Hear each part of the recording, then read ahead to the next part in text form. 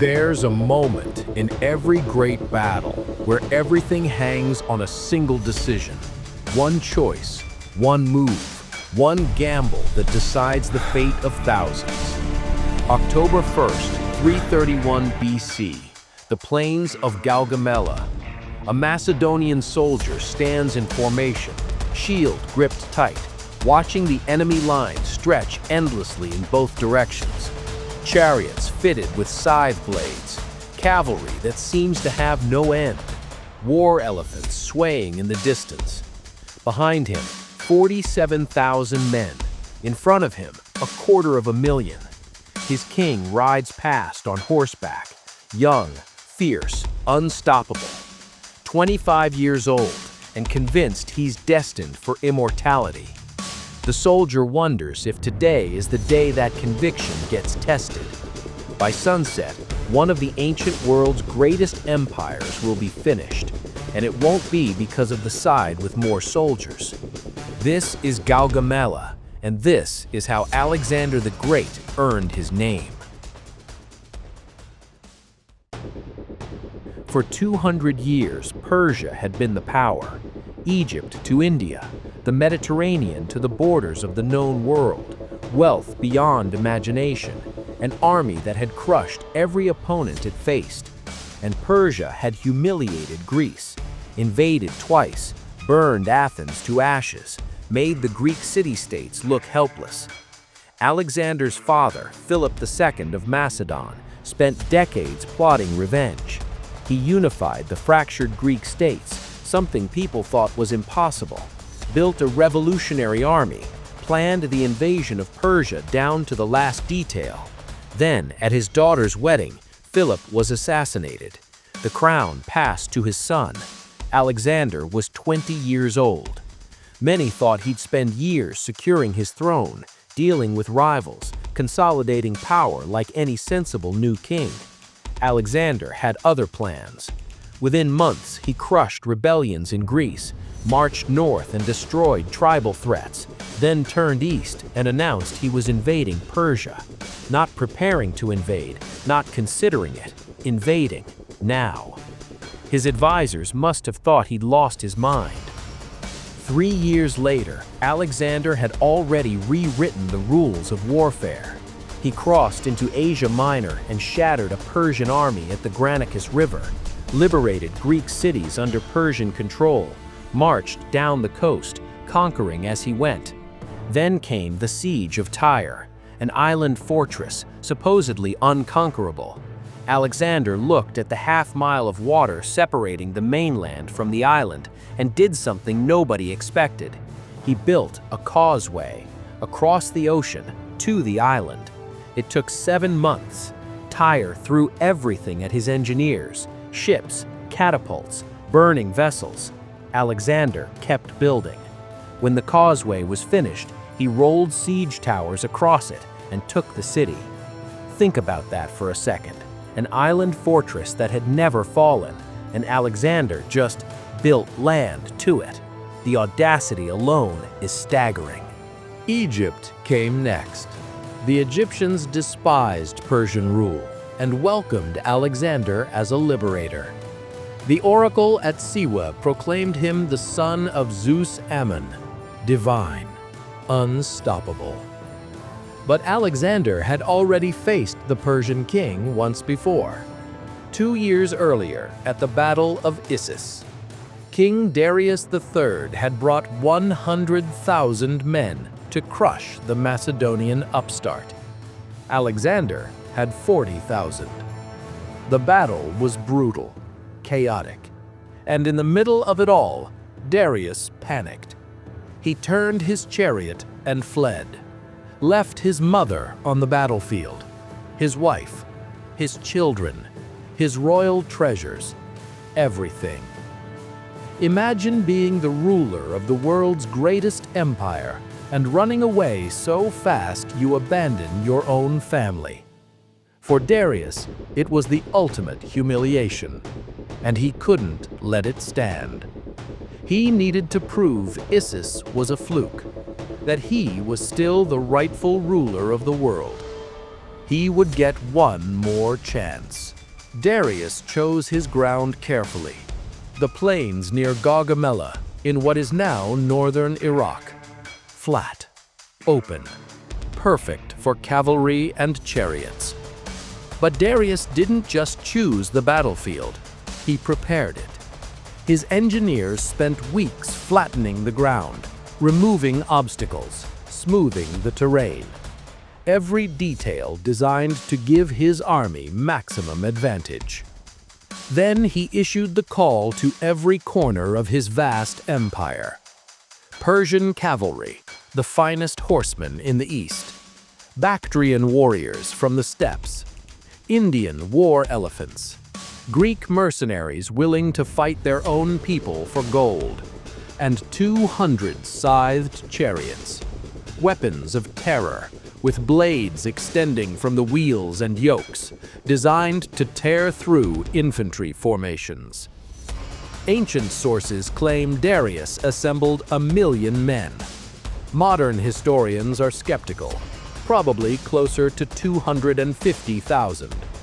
Still, Alexander had 47,000. The math was brutal. 5-1, maybe worse. Now, quick question. If you were one of Alexander's soldiers and you saw those numbers, would you stay and fight, or would you be looking for the nearest exit? Let me know in the comments what you'd do. As the two armies converged on Gaugamela, Alexander's officers grew nervous. Parmenion, his most experienced commander, approached with a suggestion. We should attack at night. Use the darkness to our advantage. Catch them unprepared. It was sound tactical thinking, but Alexander refused. I will not steal my victory. On the surface, it sounded like pride, arrogance, the overconfidence of youth. But there was calculation beneath it. Alexander had read Darius perfectly. The Persian king's shattered was confidence. He'd already fled one battlefield. A night attack would give him an excuse forever. I was ambushed, overwhelmed in darkness. It wasn't a fair fight. No. Alexander wanted this victory in broad daylight, on terrain Darius himself had chosen and prepared. He wanted no room for excuses. The night before the battle, something strange happened. While his soldiers sharpened weapons and wrote letters home they hoped wouldn't be needed, while Darius paced sleeplessly in his tent, Alexander went to sleep. His officers couldn't believe it. The eve of the most important battle of their lives, and their king was resting peacefully. When they finally woke him the next morning, Parmenion asked the obvious question, "How could you sleep?" Alexander smiled, "Because I've already won. Darius has given me the battlefield I wanted." Whether it was supreme confidence or calculated performance, it had the desired effect. If the king wasn't worried, why should his men be? Dawn broke over Gaugamela. The armies took their positions. The Persian line stretched for miles, a massive crescent designed to envelop and destroy the Macedonians. In the center stood Darius in his royal chariot, surrounded by his immortals, the elite Persian guard. On the wings, wave after wave of cavalry. The battle began with psychological warfare. The scythed chariots rolled forward, 200 instruments of terror, blades gleaming in the morning sun. They'd been used before with devastating effect. Enemy formations would see them coming and break in panic. The Macedonian phalanx held steady. As the chariots charged, something remarkable happened. The Macedonian formation opened up, not in panic, but in coordination. Lanes appeared in the tightly packed lines. Most of the chariots simply thundered through the gaps, harmless. Those that didn't make it through the lanes were met with a storm of javelins and arrows. Drivers fell, horses panicked, The few that reached the phalanx crashed against 18-foot pikes called sarissas, wielded by disciplined infantry who'd trained for exactly this moment. In minutes, the scythed chariots, Darius's weapon of terror, were neutralized. The real battle was about to begin. Darius committed his cavalry. Thousands of horsemen crashed into Alexander's left flank, attempting to wrap around and crush the Macedonian line from behind. The fighting was desperate, brutal. Parmenian's forces were being pushed to the breaking point. Messages reached Alexander. The left is collapsing. We need reinforcements immediately. Alexander didn't respond. His eyes were fixed on the Persian center. In the chaos of the cavalry assault, with Darius shifting troops to support his flanks, a gap had opened in the Persian formation. Small, temporary, but there. This is where Alexander's genius shows. While his left flank is getting hammered, while desperate messages are coming in begging for help, he sees the opportunity everyone else misses. One gap in the enemy line that won't last more than a few minutes. Alexander had been waiting for this moment.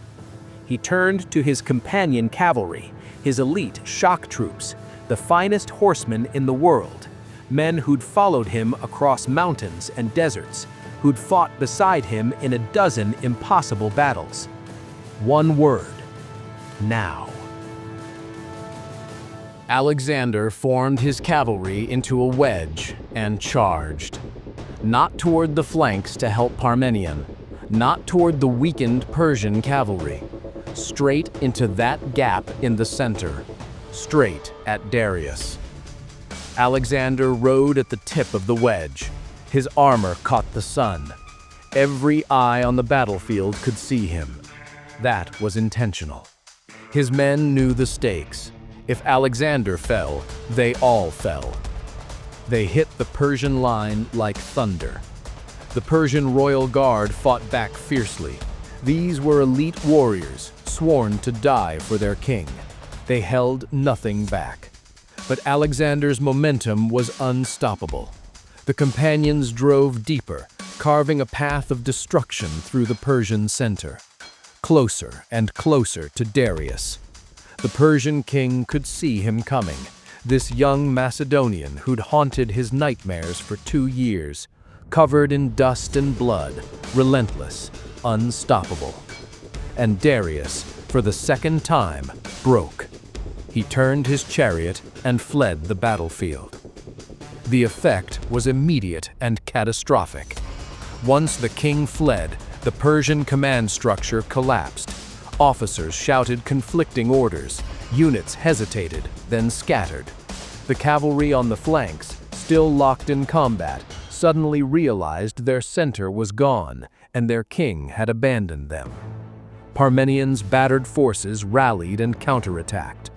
The Persian army, so vast and terrifying at dawn, disintegrated.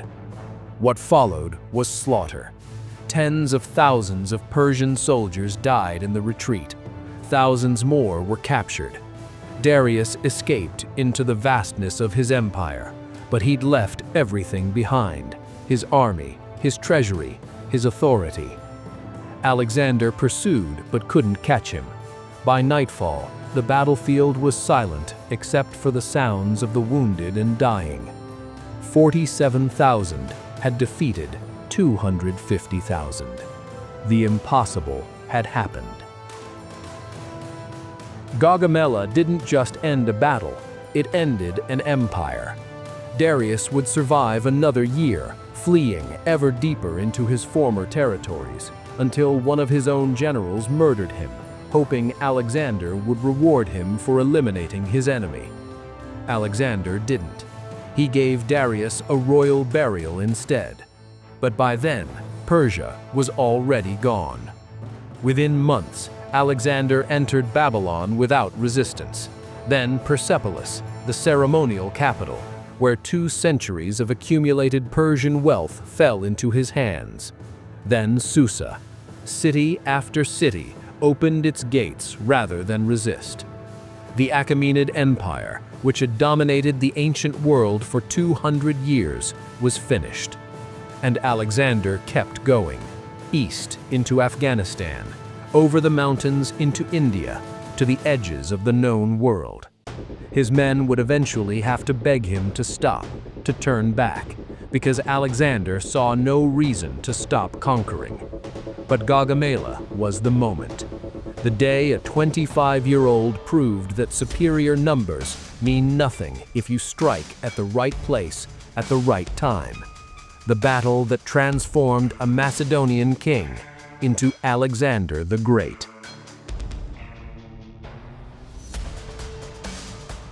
So, what actually decided the battle? It wasn't divine favor. It wasn't Macedonian superiority. It wasn't even Alexander's tactical brilliance, though that certainly played a role. What decided Gaugamela was understanding. Alexander understood that battles aren't won by killing every enemy soldier. They're won by breaking the enemy's will to fight. He didn't need to defeat 250,000 men. He just needed to defeat one, Darius. Everything else, the brilliant tactics, the perfectly timed charge, the disciplined phalanx, was just the method. The goal was always the same. Break the enemy king, and the enemy army breaks with him. And it worked. 2,300 years later, military academies still study Gaugamela, still analyze Alexander's tactics, still marvel at how such outnumbered forces achieved such a complete victory. How a young king outmaneuvered, outthought, and outlasted the greatest empire on earth. Because Gaugamela is proof that history isn't decided by the biggest army. It's decided by the boldest vision and the will to execute it, no matter the odds. Empires that seem invincible can fall in an afternoon. Impossible victories can become inevitable with the right moment and the right strike. And sometimes, one person with enough audacity and brilliance really can change the world. Alexander knew that. At Gaugamela, he proved it. Here's something to think about, though. What if Darius hadn't run? What if he'd stood his ground at the center instead of fleeing? Would Alexander's charge have worked? Or would the Macedonians have been swallowed up by sheer numbers? History turned on that one moment of panic. Makes you wonder, how many other massive historical events came down to a single choice by a single person? If you're fascinated by these kinds of stories, the battles that changed everything, the decisions that shaped civilizations, the moments where everything could have gone differently, you know what to do. And seriously, drop your thoughts in the comments. I love reading what you all think about these historical what-ifs. There are so many more stories like this waiting to be told. Stick around. Thanks for watching. See you in the next one.